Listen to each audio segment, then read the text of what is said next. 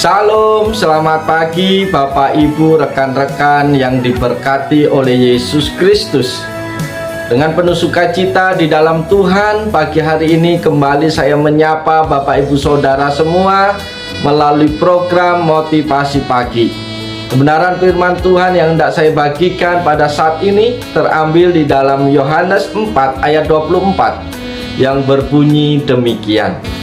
Allah itu roh, dan barang siapa menyembah Dia harus menyembahnya dalam roh dan kebenaran. Amin. Para sahabat yang diberkati Yesus Kristus, bagaimana kabar Bapak Ibu Saudara di pagi hari ini? Saya berharap Bapak Ibu Saudara baik-baik saja, tetap sehat, senantiasa ada dalam berkat dan pertolongan Tuhan. Maka pagi hari ini kita layak mengucap syukur kepada Tuhan.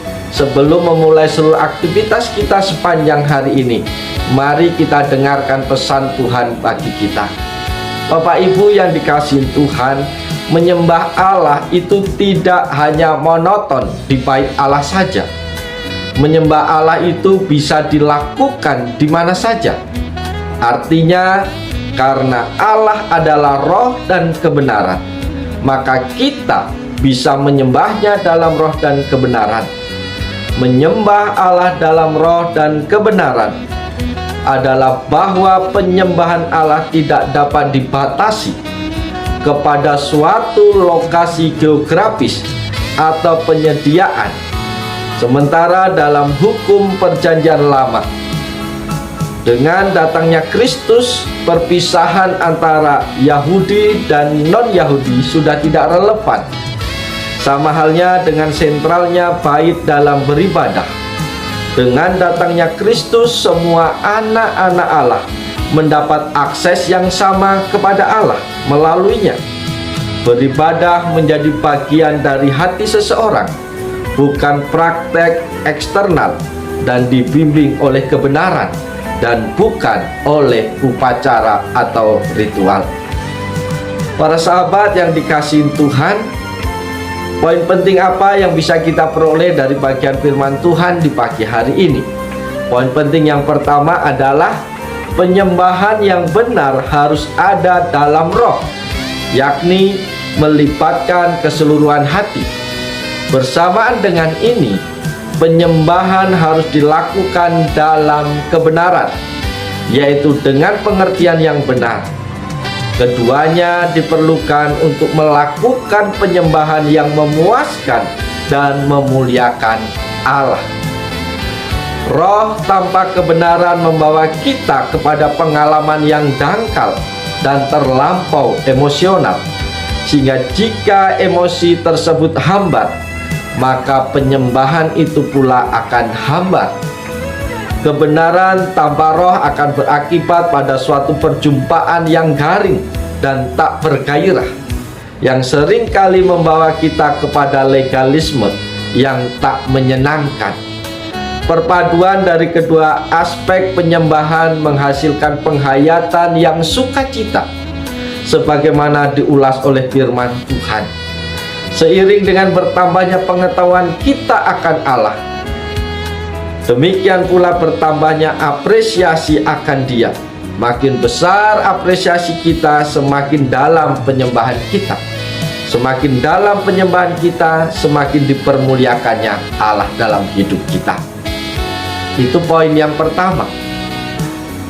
Poin yang kedua pada pagi hari ini adalah sebenarnya apa makna menyembah dalam roh dan kebenaran itu?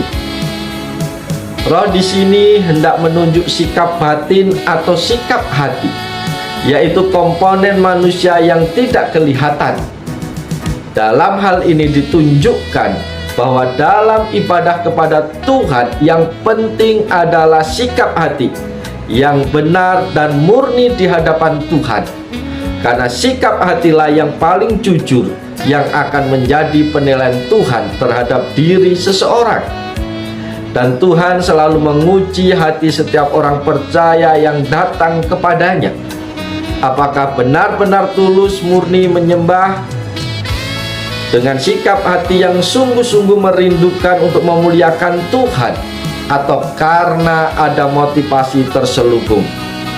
Kepentingan pribadi, motivasi supaya diberkati, motivasi supaya bisnisnya lancar dan sejenisnya. Jika ada motivasi yang tidak benar ini, maka orang ini harus belajar lebih dalam lagi mengenal pribadi Allah secara benar. Karena Allah sendiri bukan pribadi Allah yang dapat disuap dengan puji-pujian yang palsu, yang diselubungi, yang dapat disuap dengan motivasi-motivasi yang salah, yang hanya datang kepada Tuhan untuk pemuasan hasrat, pemenuhan kepentingan pribadi, agar dimuluskan jalannya oleh Tuhan. Sikap seperti ini tidak jauh sama dengan memperlakukan Allah sebagai seorang dukun yang hanya dimintai petunjuk atau tuntunan supaya bisnis, ekonomi, semua hal dalam hidupnya menjadi berhasil dan lancar terus. Jika sikap hati ini terus dibawa, maka akan terjadi penyesatan dalam diri sendiri yang akan berujung keluar dari kebenaran Injil Tuhan Yesus yang sebenarnya.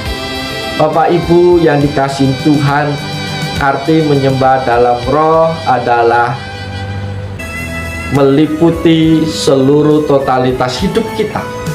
Oleh sebab itu, mari kita datang menyembah Tuhan dengan motivasi yang benar, yaitu untuk memuaskan dan menyenangkan hati Tuhan, bukan memuaskan dan menyenangkan hati kita pribadi. Dan di dalam penyembahan kita bukan supaya apa yang menjadi keinginan dan kehendak kita dijawab, dibuatnya menjadi lancar oleh Tuhan, tetapi biarlah lewat penyembahan kita nama Tuhan dipuji, nama Tuhan dipermuliakan, dan kita tidak boleh punya motivasi yang salah. Itu poin yang kedua yang boleh kita pelajari di pagi hari ini. Poin yang ketiga yang bisa kita peroleh dari bagian firman Tuhan ini adalah apa arti kebenaran. Tuhan Yesus berkata dalam roh dan kebenaran.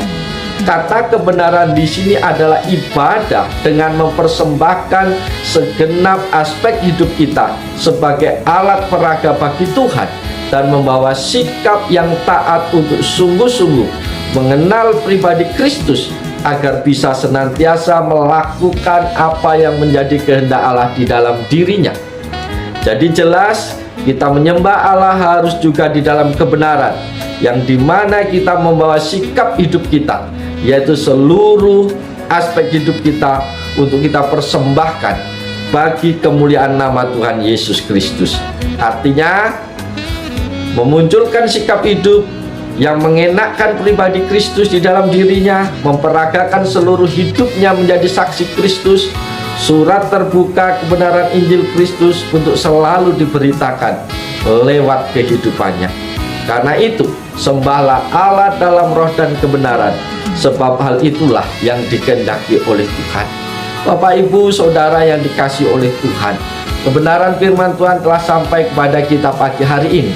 Oleh sebab itu, jangan salah kita punya persepsi yang salah terhadap bagian firman Tuhan ini, bahwa menyembah Allah itu harus dalam roh dan kebenaran. Maka kita perlu kalau menyembah itu harus pakai bahasa roh dan sebagainya. Bukan. Yang dimaksud firman Tuhan adalah ketika kita menyembah, kita harus menyertakan seluruh totalitas hidup kita, seluruh aspek hidup kita. Bukan hanya sekedar ritual, bukan hanya sekedar formalitas, tetapi hati kita, jiwa kita sungguh-sungguh kita persembahkan di hadapan Tuhan. Saudara-saudara yang dikasihi Tuhan, mari kita bersyukur kepada Tuhan kalau hari ini Tuhan masih memberikan waktu, kesempatan untuk kita hidup, beraktivitas, bekerja sepanjang hari ini. Oleh sebab itu, mari kita libatkan Tuhan di dalam seluruh aspek hidup kita. Ketika kita bekerja, bekerjalah dengan sepenuh hati. Ketika kita melayani, mari kita melayani dengan motivasi yang benar.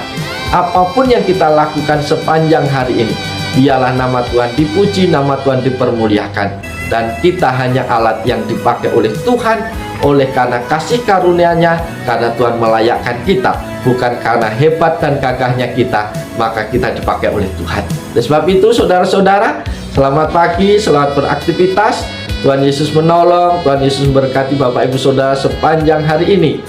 Amin, haleluya.